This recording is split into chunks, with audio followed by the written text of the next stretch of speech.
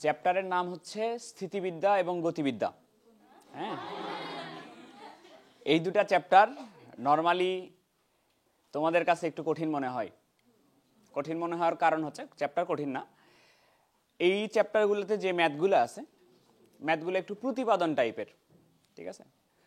তো যদি ওইখানে ভয় লাগে তাইলে তোমাকে এই চ্যাপ্টার মাস্ট ভালো করে করতে হবে, কারণ ওইটার ব্যাকআপ হিসেবে এই চ্যাপ্টার লাগবে। এবং যদি জিজ্ঞেস করো যে ভাইয়া এমন একটা চ্যাপ্টারের নাম বলেন যেটা থেকে বইটা মাস্ট একটা রিটেনে ম্যাথ আসবেই, সেটা হচ্ছে কনিক্স। রিটেনে একটা ম্যাথ মাস্ট পাবাই, ঠিক আছে? তো চ্যাপ্টার পড়াবো কিভাবে একটু বলে দিই। এই চ্যাপ্টার পড়াবো একবারে কেতাব স্যারের বই একেবারে ধরে ধরে 1 নাম্বার থেকে সিরিয়াল করে একবার সবগুলা ম্যাথ করাবো। আর ইঞ্জিনিয়ারিং যে কোশ্চেন ব্যাংকটা আছে এর মধ্যেই সলভ করে দিব, মানে স্লাইডে থাকবে আর কি, যে কোশ্চেনগুলো প্রিভিয়াস ইয়ারে আসছে আর যেইর কোশ্চেনগুলো যে টপিকের সাথে ম্যাচ করে মাঝে মাঝে থাকবে। কিন্তু পড়ানোর সিস্টেম হচ্ছে কেতাব স্যারের বই ফলো করবো, এটাতে একবারে ফার্স্ট টু লাস্ট যতগুলো ম্যাথ আছে সব করব, ঠিক আছে? তো কোনিক্স আগে দেখা যাক যে কোনিক্স কি। দেখার আগে একটু সংজ্ঞাটা তুলে নাও, যারা তুলনা একটু তুলে নাও সংজ্ঞাটা, আমি প্রত্যেকটা ওয়ার্ড বাই ওয়ার্ড বুঝাই দিব কোনটা কি জিনিস। আগে তুলে নাও।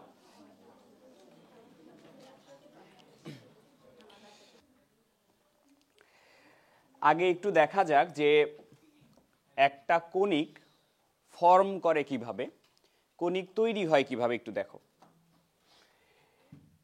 এইখানে এটা একটা স্থির সরল রেখা আছে। প্রথমে এটা একটা স্থির সরল রেখা আছে, এটাকে আমরা বলবো অক্ষ, অ্যাক্সিস। তুমি যাই তৈরি করো না কেন সেটা তো কোনো একটা প্রসঙ্গ কাঠামোর সাপেক্ষেই তৈরি হবে, কোনো একটা জিনিসের সাপেক্ষেই তৈরি হবে। তো এটা হলো আমার সেই অ্যাক্সিস যেটা সাপেক্ষ ধরে কনিক্স তৈরি হবে। এইটা একটা লাইন যেটা কনিকটা তৈরি করবে, এই লাইনটা ঘুরতে পারে, এটাকে বলা হয় জেনারেটর বা রোটেটর। যেটা কনিক জেনারেট করবে, তৈরি করবে, বা এই রেখাটা রোটেট করার ফলে কনিকটা তৈরি হবে।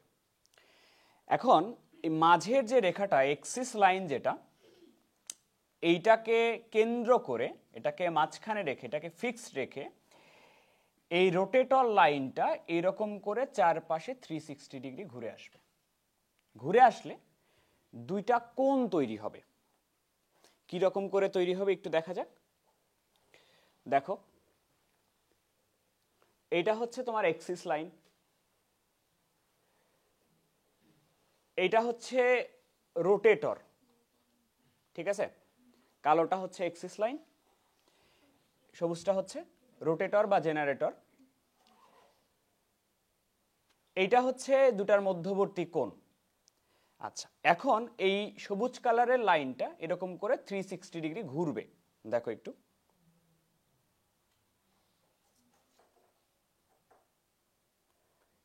থ্রি 360 ডিগ্রি ঘুরলে এরকম উপরে একটা কোণক তৈরি হবে, নিচে একটা কোণক তৈরি হবে। এটাকে বলা হয় ডাবল রাইট সার্কুলার হলোকোণ। আমি একটু চিত্র আঁকায় লিখে দিচ্ছি, লিখে দিব, সবই লিখে দিব। দেখো একটু চিত্রটা আগে আঁকায় নেই, চিত্র আঁকায় নেই আগে একটু। তো কোণকটা হচ্ছে অ্যাকচুয়ালি এরকম হবে, এরকম হবে।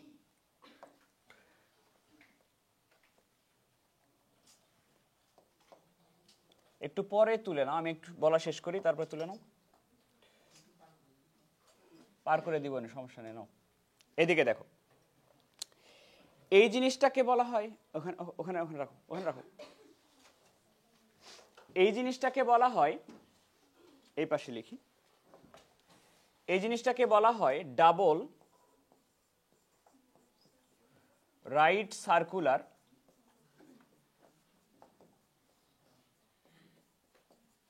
হলোকোণ। ডাবল রাইট সার্কুলার হলোকোণ বলা হয়। এখন একটু বলে দেই এখানে কোনটা কি। এই যে খেয়াল করো, এইটা হচ্ছে কোণকের তল বা এটাকে আমরা বলবো বেজ বা তল।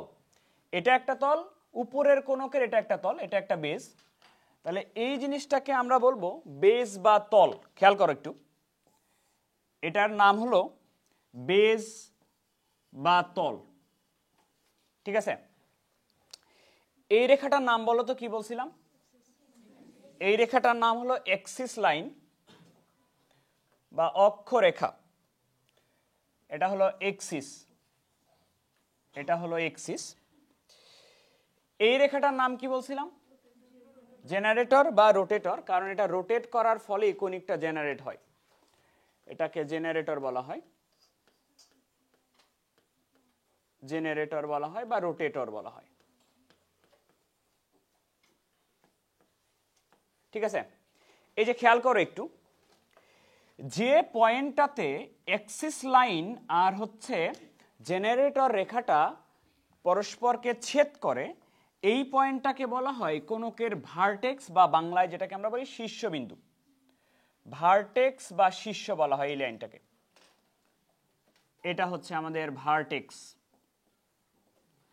আর তুমি এখানে একটা কোণ দেখছিলা না? এই যে এখানে একটা কোণ দেখছিলা না? এই কোণ আর এই কোণ কিন্তু সেম হবে, বিপ্রতীপ কোণ। এই কোণটা যেহেতু ভার্টেক্সে উৎপন্ন হয়েছে, কোণটার নাম হলো ভার্টেক্স অ্যাঙ্গেল বা শীর্ষস্থ কোণ, ভার্টেক্স অ্যাঙ্গেল।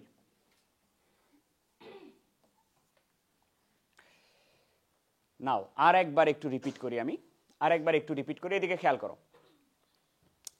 প্রথমে আমাদের কাছে একটা হচ্ছে অক্ষরেখা ছিল, আর একটা রেখা ছিল যেটা ঘুরতে পারে, যেটাকে আমরা জেনারেটর বা রোটেটর বলতেছিলাম। জেনারেটর বা রোটেটরটা কি করছিল? 360 ডিগ্রি ঘুরে আসছিল। এই পাশে চারপাশে ঘুরে আসলে দুটা কোণ তৈরি হয়, নিচে একটা কোণ, উপরে একটা কোণ তৈরি হয়। এই কোণগুলাকে এগুলাকে ন্যাপ বলা হয় বা ন্যাপে বলা হয়। উপরেরটাকে তুমি বলতে পারো, উপরেরটাকে বলতে পারো আপার ন্যাপ বা ন্যাপে,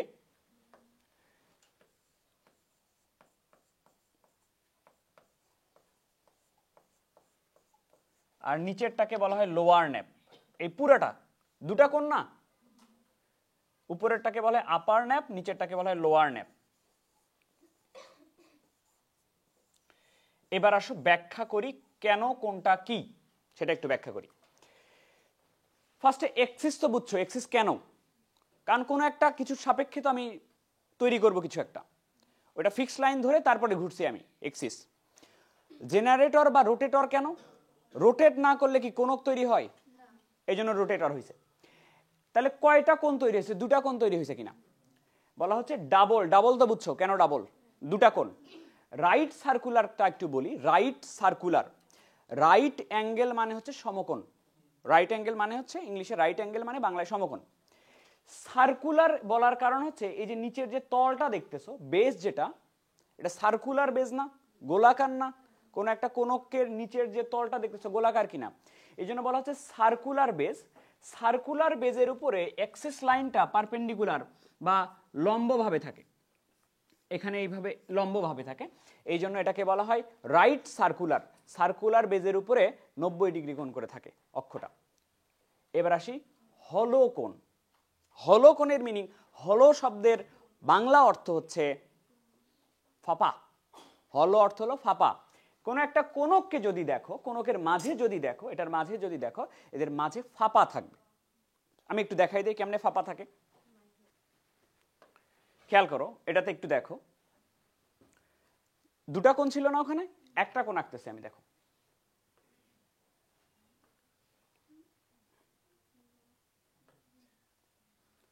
এদিকে একটু খেয়াল করো। ধরো এটা হচ্ছে আমার লোয়ার ন্যাপে নিচের পোর্শনটা, ঠিক আছে? আমি একটু কালার করে দিই আগে, তাহলে বুঝতে সুবিধা হবে। এটা হচ্ছে নিচের পোর্শনটা। এখন আমি তোমাকে বলতে চাচ্ছি এটা হলো হলো কোণ। হলো শব্দের অর্থ ফাঁপা। কেন ফাঁপা তার কারণটা একটু দেখো। এটাকে যদি আমি রোটেট করি বা একটা সাইড থেকে দেখি, এই যে দেখো মাঝের অংশটা কি ফাঁপা মনে হচ্ছে না এখন? এমনিতেই তো নর্মালি কমন সেন্স যে একটা যদি কোণ তৈরি করি, নিচের অংশ ফাঁপা মনে হবে, উপরের অংশ ফাঁপা মনে হবে। এই কারণে এই জিনিসটাকে আমার বলা হয় হলো কোণ। বুঝছো এইটুকু কথা? এটুকু আগে তুলে নাও। এইটা হচ্ছে আমাদের ডাবল রাইট সার্কুলার হলোকোণ, ঠিক আছে? বলো দেখি এই পয়েন্টটার নাম কি ছিল? ভার্টেক্স, বাংলায় কি বলে? শীর্ষ।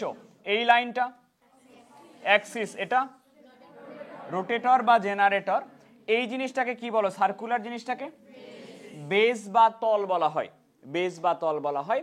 তারপর এইখানে যে কোণটা আছে কোণটাকে কি বলা হয়? ভার্টেক্স অ্যাঙ্গেল বলা হয় বা শীর্ষস্থ কোণ বলা হয়, ঠিক আছে? তো আমার যে চ্যাপ্টারের নাম অ্যাকচুয়ালি কোনিক না, চ্যাপ্টারের নাম হচ্ছে কোনিক সেকশন। মানে আমরা কোনো একটা কোণককে বিভিন্নভাবে কেটে, বিভিন্ন তলের সাপেক্ষে কেটে ভাগ করব, ভাগ করে বিভিন্ন রকমের শেপ পাওয়া যাবে এবং প্রত্যেকটা শেপ এক একটা চ্যাপ্টার, ঠিক আছে?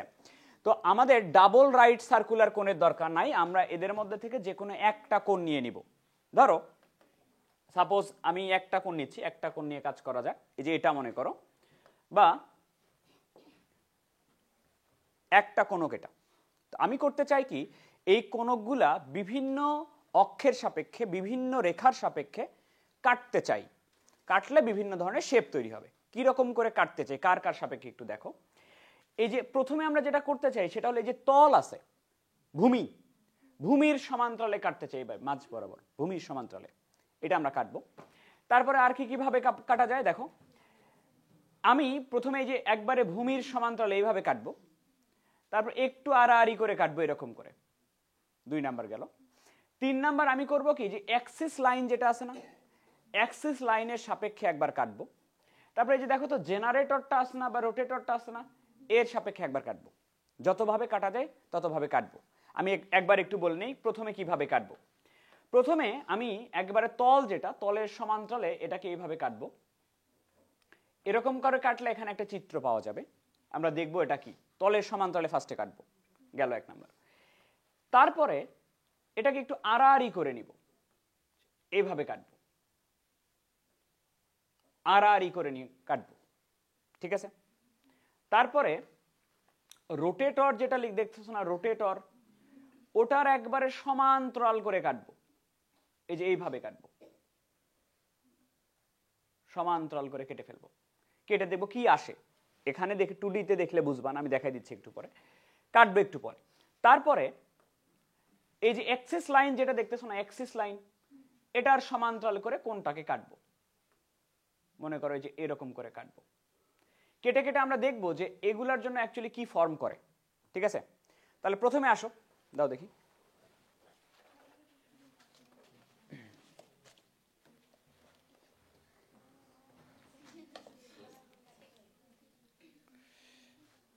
তো দেখো এইটা হচ্ছে কোণ, মাঝখান বরাবর একটা রেখা চিন্তা করো যেটা হলো অ্যাক্সিস, আর দুই সাইডে যে দুটো রেখার মতো দেখতে পাচ্ছ, এই দুটো হলো জেনারেটর। আমি এই যে এই জিনিসটাকে তল বলতেছি, এটা তল, সার্কুলার বেজ। আমি করতে চাই কি, একেবারে বেজের সমান্তরালে, তলের সমান্তরালে একেবারে সোজা করে কাটবো। তল এইভাবে আছে, একবারে এরকম করে সোজা করে কাটবো। সোজা করে কাটলে যে শেপটা আসে এটা হলো সার্কেল বা বৃত্তের শেপ পাওয়া যায়, ঠিক আছে? আমার 3D প্রিন্টার দিয়ে বানানো ছিল, এই যে রুম চেঞ্জ করার সময় এরা হারায় ফেলছে, সেটা কোনিক বানানো ছিল। আচ্ছা, ওটা দিয়ে দেখলে একবার ভালো মতো ক্লিয়ার হয়ে যেতাম। তো এইটা হচ্ছে সার্কেল পাওয়া যায়, মনে রাখো একটু কিভাবে কাটছি। তলের সমান্তরাল, একটু পরে আমি যদিও এখানে দেখাই দিব, তলের সমান্তরাল করে যদি আমি কাটি একেবারে এটা এরকম করে কাটলে প্রথম যে চিত্রটা পাও সেটা হলো তোমার সার্কেল পাও। বৃত্ত দেখতে কেমন সেটা তো আর বলার অপেক্ষা রাখে না, চিত্রটা হচ্ছে এটা পাও, ঠিক আছে? সার্কেল এটা। এবার আসো, বৃত্ত পাইলাম। আচ্ছা, আমি আলাদা আলাদা করে নিই, তাইলে মনে হয় সুবিধা হবে। দেখো একটু, তাইলে আমি ফার্স্টে যেটা কাটছি সেটা হচ্ছে তলের সমান্তরাল করে কাটছি। একেবারে এরকম করে সোজা করে কাটলে যে চিত্রটা পাও সেটা হলো সার্কেল। এখানে সার্কেল পাবা তুমি, অ্যাকচুয়ালি এখানে এই সার্কেল পাওয়া যায় এটা এরকম করে কাটলে। এবার আসো, যে তলের সমান্তরালে কাটছিলাম, তলের সমান্তরালে বলতে কাটছিলা হচ্ছে তুমি একদম এইভাবে, এবার একেবারে সমান্তরালে না কেটে এটাকে আমরা একটু আড়াআড়ি ভাবে কাটতে চাই, যে এইভাবে কাটতে চাই, একটু আড়াআড়ি ভাবে। ঠিক আছে, তাহলে দেখো একটু, এটা একদম তলের সমান্তরালে ছিল,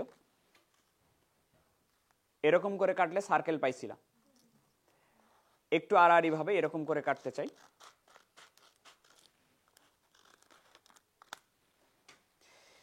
এইটা গোলাকার দেখতে কিন্তু বৃত্ত নয়। দেখো তো এক সাইড চাপানো কিনা, বেশি সাইডের দিকে চাপানো কিনা, তাহলে এটাকে বৃত্ত সদৃশ দেখতে কিন্তু বৃত্ত নয়, এটাকে বলা হয় উপবৃত্ত, ইংলিশে বলা হবে ইলিপস। ইলিপস দেখতে এখানে এরকম, দেখো ইলিপসটা দেখতে এখানে এরকম হবে, এই যে বৃত্তের মতো দেখতে কিন্তু বৃত্ত নয়, উপবৃত্ত হবে এটা। উপবৃত্তটার চিত্র এরকম, মানে উপবৃত্ত অ্যাকচুয়ালি এরকম, তোমার কাছে একটা বৃত্ত আছে, বৃত্তকে তুমি প্রেসারাইজ করো, বৃত্ত চাপ দিলে যে চ্যাপটা হয়ে যায় ওটাকে বলা হয় উপবৃত্ত। বুঝছো কথা? আবারও বলি, তলের সমান্তরালে যদি কাটো তুমি তাহলে পাবা বৃত্ত, একটু আড়াআড়ি ভাবে যদি কাটো, তো এইটা হচ্ছে উপবৃত্ত পাইলাম। এবার আসো, এবার যেটা করতে চাই আমি সেটা হচ্ছে এই যে জেনারেটর যে লাইনটা আছে না, জেনারেটর লাইন, এই জেনারেটর রেখার একেবারে প্যারালালে কাটবো, এরকম করে কাটবো, জেনারেটর লাইনের একেবারে সমান্তরালে কাটবো। বুঝছো কথা? আসো দেখি কি পাওয়া যায়, কেমন চিত্র আসে।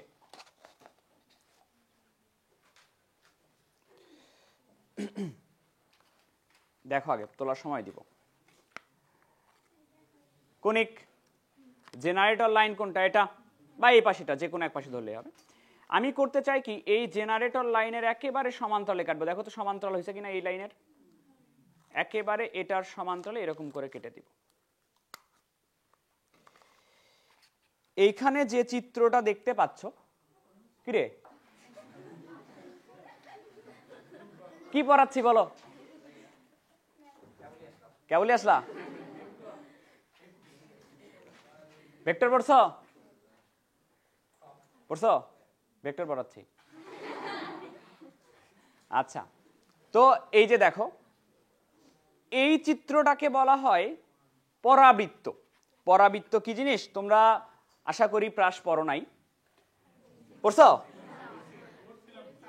প্রাস জিনিসটা এরকম, প্রাস জিনিসটা এরকম, তুমি কোনো একটা জায়গা থেকে, কথা বন্ধ করো, একটা জায়গা থেকে কোনো একটা ঢিল নিক্ষেপ করলা, ঢিল এরকম করে এসে এখানে পড়লো। এই যে ঢিল নিক্ষেপ করলা, ওর যে গতিপথ, ওর যে পথ, যে পথ দিয়ে ঢিলটা গেছে, ওটাকে বলা হয় প্রাসের গতিপথ, প্যারাবোলা বলা হয়। ঠিক আছে, তো দেখো তো এই জিনিসটা কি এইরকম না? তুমি যে ঢিল নিক্ষেপ করলে উপর দিয়ে গিয়ে আবার এখানে এসে পড়লো, এই জিনিসটাকে প্যারাবোলা বলা হয়। আমরা একটু এই সাইড থেকে দেখবো, নর্মালি যখন পড়বো সাইডটা হচ্ছে এরকম। দেখো তো, আমরা যখন পড়বো এটাকে তখন এইভাবে বুঝবো। এটার যদি চিত্র আঁকি, পরাবৃত্তের যদি চিত্র আঁকি, দেখো তো চিত্রটা এরকম হবে কিনা, এরকম হবে কিনা? তো এটা হচ্ছে প্যারাবোলা বা প্রাস, বা বাংলায় আমরা এটাকে বলবো পরাবৃত্ত। এখানে আঁকি একটু, এখানে যদি আঁকি, এখানে এরকম হবে, এরকম হবে, যে একটা রেখা এরকম করে গেল, গিয়ে এখানে এসে শেষ হইলো, আবার এখান থেকে নিচের দিকে আসবে, এটা হলো প্রাস। ঠিক আছে, এবার আসো হাইপারবোলা বা অধিবৃত্ত। তাহলে প্রথমে দেখলাম সার্কেল, বৃত্ত হচ্ছে তলের সমান্তরালে কাটলে পাওয়া যায়, তারপরে আড়াআড়ি ভাবে কাটলে কি পাওয়া যায়, উপবৃত্ত। তারপরে দেখছো তুমি এই যে জেনারেটর, যেটা জেনারেটরের প্যারালালে কাটলে পাওয়া যায় হচ্ছে প্যারাবোলা বা পরাবৃত্ত। এবার আমরা যেটা করতে চাই, এবার আমরা অ্যাকচুয়ালি দুটা কোণক নিতে চাই। অধিবৃত্তের জন্য দুটা কোণক লাগে, আমি এখানেই দেখাই দিই। অধিবৃত্তের জন্য এর ডাবল সার্কুলার কোণ আছে না, এই ডাবল সার্কুলার কোণের একেবারে এই যে এক্সিস লাইন যেটা ছিল, এটার সমান্তরালে যদি আমি কেটে দেই, এক্সিস লাইনের যদি আমি সমান্তরালে কাটি, বা একটু আড়াআড়ি ভাবে কাটলেও কোনো প্রবলেম নাই, যদি এরকম করে কাটি, দুটা কোণ নিয়ে যদি আমি এইভাবে কাটি, দেখো একটু, দুটা কোণ নিয়ে যদি আমি এইভাবে কাটি, উপরের দিকে একটা অংশ পাওয়া যাবে, নিচের দিকে একটা অংশ পাওয়া যাবে। দেখা যাক,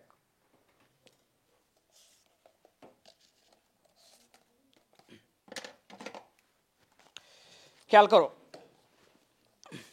দেখো এটা একটা কোণ, এটা একটা কোণ, এটা হলো ডাবল রাইট সার্কুলার হলোকোণ। আমি কাটতে চাই একেবারে অ্যাক্সিসের সমান্তরালে কাটলে হবে, আর এইভাবেও কাটলে হবে। কাটে নাই?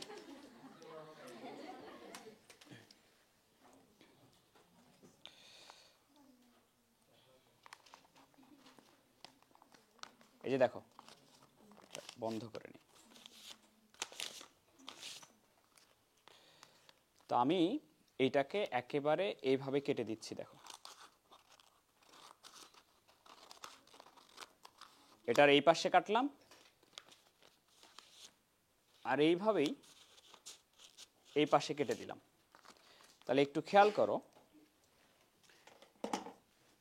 এইটার এই সাইডটা দেখতে কিছুটা প্যারাবোলার মতো, এই সাইডটা কিছুটা প্যারাবোলার মতো, দুই সাইডে দুটা পরাবৃত্তের মতো তৈরি হয়েছে। এই দুটা জিনিস নিয়ে ফর্ম করবে যেটা, সেটাকে আমরা বলি হাইপারবোলা। কিরকম হবে আমি একটু এখানে দেখাই দিই। হাইপারবোলা বা অধিবৃত্তের চিত্রটা এরকম হবে।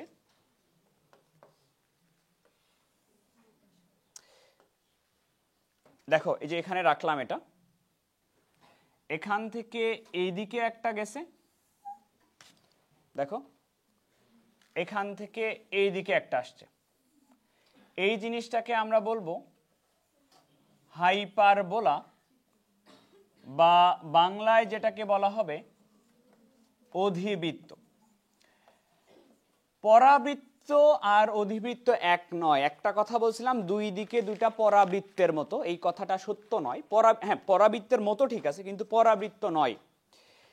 অধিবৃত্তটা পরাবৃত্তের যে কার্ভ, এটার থেকে আরো বেশি সোজা হবে। বুঝছো কথা? অধিবৃত্তটা পরাবৃত্তের থেকে আরো বেশি সোজা হবে।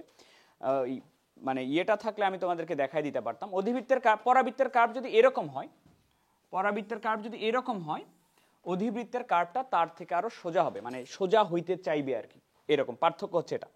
আচ্ছা, তাহলে আমি আবার একটু রিপিট করে দেই কিভাবে কাটলে কি কি পাওয়া যাচ্ছে। একটু দেখো, এখানে একটু খেয়াল করো।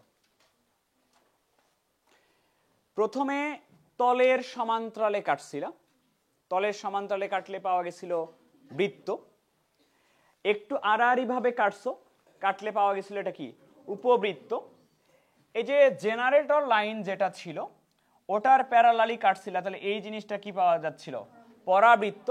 আর দুটা কোণককে যদি এই বরাবর কেটে দাও, তাহলে উপরে একটা পরাবৃত্তের মতো, নিচে একটা পরাবৃত্তের মতো, এই জিনিসটাকে বলি আমরা অধিবৃত্ত। এইটুকু কি ক্লিয়ার হইছো? আচ্ছা, কনিকটাকে সেকশন করার যে ব্যাপারটা, এটা যখন আমি কাটতেছিলাম, এটা হয়তো ক্লাসের যারা ছিলা তারা ভালোভাবে দেখতে পাইছো বা ভালোভাবে বুঝতে পারছো, কিন্তু আমার মনে হয় যে যারা হচ্ছে রেকর্ড ক্লাস দেখে করতেছো তোমাদের জন্য একটু হয়তো কষ্ট হবে, কারণ সামনে ছিল না ওইভাবে, ক্যামেরাতে বুঝে উঠতে একটু সমস্যা হইতে পারে। এজন্য আমি একটু চাই যে তোমাদের জন্য এই সিমুলেশন করে দেখায় দিতে, যে কোনো একটা কোণকে কীভাবে কাটলে কী কী সেকশন পাওয়া যায়। যে পেজটা দেখতেছো এখানে, এই পেজটার নাম হলো জিওজেব্রা। আমি লিঙ্কও দিয়ে দিব এটার, তুমি পরে চাইলে এটাকে তুমি নিজে করে দেখতে পারো। হ্যাঁ, আগে আপাতত আমি একবার দেখাই দিচ্ছি, এটাকে একটু দেখে নাও। তো আমাদের এইখানে এই জায়গাটাতে একটা যদি চাপ দাও, তুমি হচ্ছে এখানে একটা কোণক দেখতে পাবা অ্যাকচুয়ালি। এই যে এটা হলো আমাদের কোণক। আর আমি করতে চাই কি, একটা প্লেন, কাটিং প্লেন দিয়ে এটাকে কাটতে চাই। এটাতে চাপলে একটা প্লেন পাবা, এই যে কাটিং প্লেন। এইটা দিয়ে ওই প্লেনটার পজিশনটা উপরে নিচে করা যায়। এটা দিয়ে তুমি কোন জায়গায় দেখতে চাও সেটা এইটা দিয়ে তুমি চেঞ্জ করে দেখবা। ঠিক আছে, ওকে, আপাতত এটা এখানে থাক। তো এখন দুটা কোণ আছে এখানে, এটা আগে আমি একটু বুঝাই দিই। তুমি আগে এই চিত্রটার দিকে তাকাও, এটা, এই যে এটা, এইখানে এই যে কোণটা, এই কোণটা হলো ভার্টেক্স অ্যাঙ্গেল। এটার কথা আমি আগে বলি। শীর্ষবিন্দুতে যে কোণটা, শীর্ষস্থ কোণ বা ভার্টেক্স অ্যাঙ্গেল, এই ভার্টেক্স অ্যাঙ্গেলটা হলো আলফা। আলফার মান যদি চেঞ্জ করি, কোণকের চেহারা পরিবর্তন হবে। এই কারণে আমরা আলফার মানে একটা ফিক্সড মানে রাখবো, যেটাতে দেখতে কোণকটা ভালো লাগে। আসলে চেঞ্জ করে আগে দেখি। আলফার মান যদি চেঞ্জ করো, কোণক ছোট বড় এরকম হবে, এরকম হবে, এরকম হবে। তো আলফার মান আমরা ফিক্সড একটা জায়গায় রাখি, ধর 30 ডিগ্রি। যে কোনো জায়গায় তুমি তোমার যেরকম কোনক সুবিধা মনে হয়, ছোট কোনক বড় কোনক যেরকম সুবিধা মনে হয় এই জায়গায় রেখে তুমি দেখবা। তা 30 ডিগ্রি আমি রাখতেছি আপাতত। এইটা এখন মেইনলি ইম্পর্টেন্ট। এই যে কোনটা বিটা, বিটা হচ্ছে কাটিং যে প্লেনটা আছে যেটা দিয়ে আমি কাটবো, যেটা আমার কাঁচি ছিল ক্লাসে, সেটা অক্ষের সাথে যে কোনটা করবে, অক্ষের সাথে যে কোনটা করবে এটাকে আমার হচ্ছে বিটা কোণ বলা হচ্ছে। তো কাটিং প্লেনটাকে আমি প্রথমে চাই একেবারে অক্ষের সাথে 90 ডিগ্রি কোণ করবো, একবারে এইভাবে নিয়ে আসতে চাই। অর্থাৎ আমি কি প্রথমে এরকম করে দেখাইছিলাম না ক্লাসে, তলের সমান্তরালে কাটবো, একেবারে এইরকম করে কাটবো, কাটিং প্লেনটাকে এইরকম করে নিয়ে আসবো, আর অক্ষটা তোমার এই যে এইটা না, এটা যদি অক্ষ হয়, কাটিং প্লেনটা যদি এইটা হয়, তাহলে বিটার মানটা কত ডিগ্রি হওয়া লাগবে? এই কোণটা কি বিটা না? এখানে এখানে খেয়াল করো, কাটিং প্লেনটাকে আমি একবার সোজা করে ফেলবো, এরকম করে সোজা করে ফেলবো, কাটিং প্লেনটাকে এরকম সোজা করে দিব। সোজা করে দিলে বিটার মান কি কত ডিগ্রি হইতে হবে তোমার বলো তো? বিটার মানটা 90 ডিগ্রি হইতে হবে কিনা? তাহলে আমরা প্রথমে বিটার মানটা 90 ডিগ্রি থেকে শুরু করব, এরপরে বিটার মানটা আস্তে আস্তে ছোট করতে থাকবো। তারপরে কি আমরা কি এরকম এদিকে গেছিলাম না কাটিং প্লেনটা নিয়ে, এইদিকে যাব, কাটিং প্লেনটাকে ওইদিকে নিয়ে যাব। আচ্ছা, বিটার মান ফার্স্টে 90 ডিগ্রি থেকে শুরু করা যাক। ওকে, এই যে বিটার মান 90 ডিগ্রিতে দিয়ে দিছি। এবার একটু দেখো তো, তুমি যে কাটছো, এই কাটলে যে চিত্রটা দেখতে পাচ্ছ কোনাকে, এইরকম চিত্র দেখতে পাচ্ছ না, এটাকে আমরা বলি সার্কেল পজিশন। সার্কেলের পজিশনটা এরকম করে তুমি ছোট বড় করে দেখতে পারো, এই যে এভাবে ছোট বড় করে দেখতে পারো। যেখানেই নাও না কেন, কাটিং প্লেনটা যদি 90 ডিগ্রিতে থাকে তাহলে তুমি যেটা পাবা সেটা হলো সার্কেল বা বৃত্ত। এবার আমরা করতে চাই কি, 90 ডিগ্রিতে ছিল তো, এবার 90 ডিগ্রি থেকে ছোটো করে নিয়ে আসতে চাই একটু আড়াআড়িভাবে। এখানে যেভাবে দেখতেছো অ্যাকচুয়ালি এরকম করি, এই চিত্রে যেভাবে দেখতেছো এইভাবেই কাটতে চাই। তার মানে এইটা কি 90 ডিগ্রিতে আসে? দেখো তো অক্ষের সাথে 90 ডিগ্রি থেকে ছোট কোণে নিয়ে আসতে চাই। বলো কত ডিগ্রি? ধরো 70 ডিগ্রি, 65 ডিগ্রি, 65 ডিগ্রিতে নিয়ে আসতে চাই।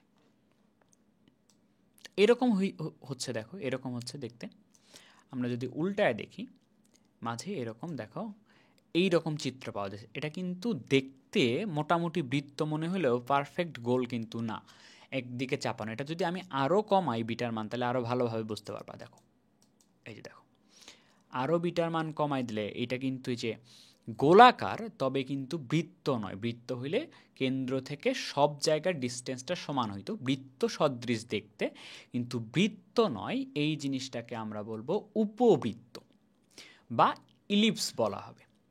এটা হচ্ছে ইলিপস। যদি একটু আড়াআড়িভাবে কাটি, এটা ইলিপস পাওয়া যাবে।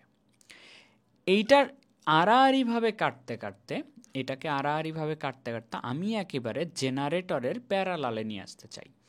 খেয়াল করো, এই যে কোনগুলার কথা যেগুলা বলতেছি এগুলো দরকার নাই, মানে পরীক্ষায় কোথাও আসবে না, এমনি বোঝার জন্য খালি। আমি এবার একটু কাটতে চাই এইভাবে, এই যে এইভাবে, এইভাবে প্লেনটাকে এইভাবে নিয়ে আসতে চাই। কিভাবে নিয়ে আসছিলাম মনে আছে? ওখানে ওখানে নিয়ে আসলাম এই যে জেনারেটর লাইন যেটা ছিল এটার একেবারে সমান্তরালে। তাহলে জেনারেটর লাইনের সাথে এটা যে এটা কোণ করে আছে, আমার বিটাও তো সেম কোণই করবে, যেহেতু জেনারেটর লাইনের সমান্তরালে নিয়ে আসবো। চিন্তা করে দেখো, এইভাবে নিয়ে আসতে চাইলে দুটো সমান্তরাল রেখা হইতে হলে আলফার মান আর বিটার মানটা সমান হয়ে যাইতে হবে। আলফার মান বিটার মান সমান হয়ে যাইতে হবে। তাহলে আলফার মান কত করা আছে? আলফার মান 30 ডিগ্রি করা আছে। আমি আসলে বিটার মানও 30 ডিগ্রি করে দেখি কি আসে। এই যে বিটার মান 30 ডিগ্রি করছি, তোমার দেখো শেপটা এরকম আসছে। এই জিনিসটাকে, এই যে এই শেপটাকে আমি বলছিলাম না, এটা হলো কোনো একটা ঢিল মারলে ঢিলের গতিপথ যেটা, সেটা এটাকে আমরা প্যারাবোলা বলি, প্রাস বলি, প্রজেক্টাইল বলি। এটা হলো প্যারাবোলা। হ্যাঁ, এটা যদি প্লেনটা কম বেশি করো আকারটা এরকম হবে। হ্যাঁ, প্যারাবোলা এটা। ওকে, লাস্ট আমরা যেটা দেখছিলাম সেটা হলো যে দুইটা দুইটা বরাবর যদি কেটে দিই, দুইটা কোনক বরাবর যদি কেটে দিই, তাহলে যে চিত্রটা আসছে ওটাকে আমরা হাইপারবোলা বলতেছিলাম। এটা এই কোণটাকে আরও কমাই দিব, এই কোণটাকে বিটাটাকে আমরা অ্যাকচুয়ালি এই দিকে নিয়ে যাচ্ছি, বিটাটাকে এই দিকে নিয়ে যাচ্ছি। আচ্ছা, কমাই দিচ্ছি, কমাই দিচ্ছি। দেখো তো এইরকম দুই পাশে দুটা প্যারাবোলার মতো পাওয়া যাচ্ছে না? দুই পাশে দুটা প্যারাবোলার মতো পাওয়া যাচ্ছে, এই জিনিসটাকে কি বলছিলাম? এই জিনিসটাকে বলছিলাম হাইপারবোলা। তো এটাই হচ্ছে হাইপারবোলা বা অধিবৃত্তের চিত্র। আমি চাই তোমরা নিজেরা এটাকে আরো ভালো করে নিজের মতো করে ঘুরায় ফিরায় দেখো। হ্যাঁ, এবার সংজ্ঞাটা একটু বুঝায় দিব, কোনিক্সের সংজ্ঞাটা একটু বুঝাই দিব, খেয়াল করো।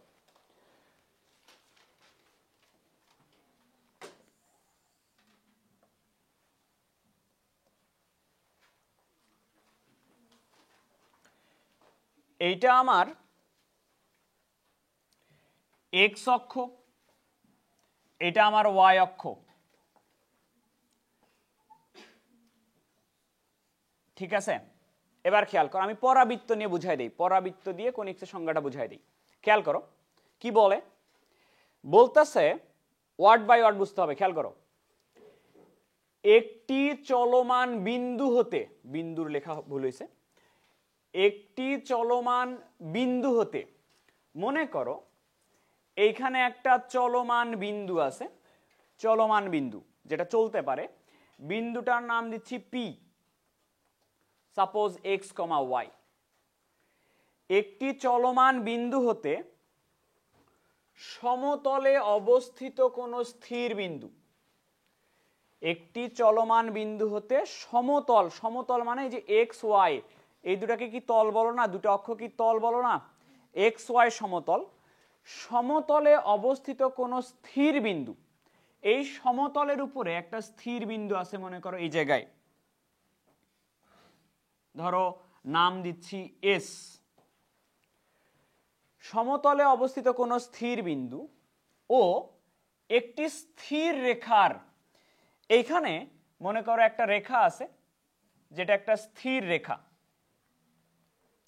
স্থির রেখাটার নাম হলো দ্বিকাক্ষ বা নিয়ামক রেখা, দ্বিকাক্ষ বা নিয়ামক রেখা, ইংলিশে বলা হয় ডিরেক্ট্রিক্স। আচ্ছা, আবার একটু দেখা যাক, একটি চলমান বিন্দু হতে, চলমান বিন্দুটাকে পি হতে সমতলে অবস্থিত কোন স্থির বিন্দু, সমতলে অবস্থিত স্থির বিন্দুকে এস, ও একটি স্থির রেখা, স্থির রেখাকে দ্বিকাক্ষ, এর দূরত্বের অনুপাত, দূরত্বের অনুপাত, কার কার দূরত্বের অনুপাত? এই যে বুঝাই দিচ্ছি, দেখো এই চলমান বিন্দু থেকে এস এর দূরত্ব আর এই দ্বিকাক্ষের দূরত্ব না সমান না, ধরো এই এখানে নাম দিলাম এম। দূরত্বের অনুপাত প্রত্যেক ক্ষেত্রে কোনো ধ্রুব সংখ্যা যদি হয়, মানে আবারও বলি, পি বিন্দুটা থেকে এস বিন্দুর দূরত্ব, কি দূরত্ব? এসপি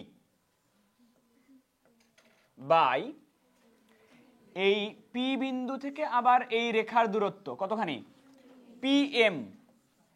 এই মানটা যদি সর্বদা কি হয়, মনে করো এই মানটা হিসাব করে আসছে হচ্ছে এই যে এটা, ঠিক আছে? আবার খেয়াল করো, মনে করো চলমান বিন্দুটা এই জায়গায় আসছে, চলমান বিন্দুটা এখানে আসছে, আবার তুমি এস থেকে ওই বিন্দুর দূরত্ব নিলা এবং এখান থেকে আবার স্থির রেখার দূরত্ব নিলা, ঠিক আছে? তাহলে আবার যে দূরত্বটা হিসাব করলা, আবার মনে করো হিসাব করলা এসপি বাই পিএম, পরের বারের ক্ষেত্রে মানটা যদি ওইটাই থাকে, বুঝছো কথা? আবার মনে করো বিন্দুটা এখানে আসছে, এবার তুমি এখান থেকে এটার দূরত্ব নিলা, আবার এখান থেকে এটার দূরত্ব নিলা। চলমান বিন্দুর কাজ কি? চলমান বিন্দুটা তো চলতেই থাকবে নাকি? চলমান বিন্দুটা মনে করো এরকম চলতেছে, চলমান বিন্দুটা মনে করো এরকম করে চলতেছে, এরকম করে চলতেছে। তো তুমি করতেছো কি, বারবার দুটা মাপের হিসাব ডিভাইডেড করতেছো, দুটা বিন্দুর দূরত্ব ভাগ করতেছো। একটা হলো এস থেকে চলমান বিন্দু, চলমান বিন্দু থেকে দ্বিকাক্ষের দূরত্ব সব সময় বের করতেছো, বের করে ভাগ করতেছো। ভাগ করে সব সময় যদি সেম মান আসে, সব সময় যদি সেম মান আসে, কি বলছে দেখো তো, দূরত্বের অনুপাত প্রত্যেক ক্ষেত্রে কি যদি হয়, প্রত্যেক ক্ষেত্রে যদি সেম হয়, তাহলে পরও কি বলছে? চলমান বিন্দুর সঞ্চার পথকে, সঞ্চার পথ মানে কি, এই বিন্দুর যে চলার পথ যেটা, এই যে পথ যেটা, এই পথটাকেই বলবো আমরা কি, কণিক। তাই এটা একটা কণিক হবে, এই কণিকটার নাম দেই আমরা পরাবৃত্ত। এই পরাবৃত্ত একটা কণিক, মানে সব সময় দূরত্বটা যদি সেম হয় তাহলে যে কার্ভটা ফর্ম করে ওটাকেই বলা হবে কণিক। এখন খেয়াল করো, এই যে আমরা কি করছি, এস থেকে কার দূরত্ব নিছি, পি। এস কি জিনিস ছিল, স্থির বিন্দু। স্থির বিন্দুর নাম হলো ফোকাস বা উপকেন্দ্র, এটাকে আমরা বলবো ফোকাস, বা বাংলা এটাকে বলবো আমরা উপকেন্দ্র। স্থির বিন্দুটাকে বলবো আমরা উপকেন্দ্র। এস থেকে পি এর দূরত্ব, আর পি তো চলমান বিন্দু, এখান থেকে কার দূরত্ব, দ্বিকাক্ষের দূরত্ব, এই দুটা ভাগ করলে সবসময় কি পাচ্ছ, একটা ধ্রুব সংখ্যা, সেটা যে মানই হোক, 1 হোক, 2 হোক, 4 হোক, 1.5 হোক, যে কোনো যদি ধ্রুব সংখ্যা আসে তাহলে ওই চলমান বিন্দুর যে চলার পথ এটাকে কণিক বলতেছি। আর এই যে ধ্রুব সংখ্যা বলতেছো তুমি, ধ্রুব সংখ্যা যেটা বলতেছো এটাকে আমরা বলি হলো ইসেন্ট্রিসিটি। ইসেন্ট্রিসিটি, ধ্রুব সংখ্যার নাম হচ্ছে ইসেন্ট্রিসিটি, বাংলায় বলা হয় উৎকেন্দ্রিকতা। বাংলায় এটাকে বলবো আমরা উৎকেন্দ্রিকতা। যেহেতু ইসেন্ট্রিসিটি এসপি বাই পিএম এর দূরত্ব, এই কারণে এটাকে প্রকাশ করা হয় ই দ্বারা, যেখান থেকে আমরা লিখতে পারি SP is equal E PM. কনিক্সের ক্ষেত্রে ম্যাক্সিমাম টাইম আমরা সমীকরণ বের করব এই সূত্র দিয়ে, এসপি সমান ই পিএম।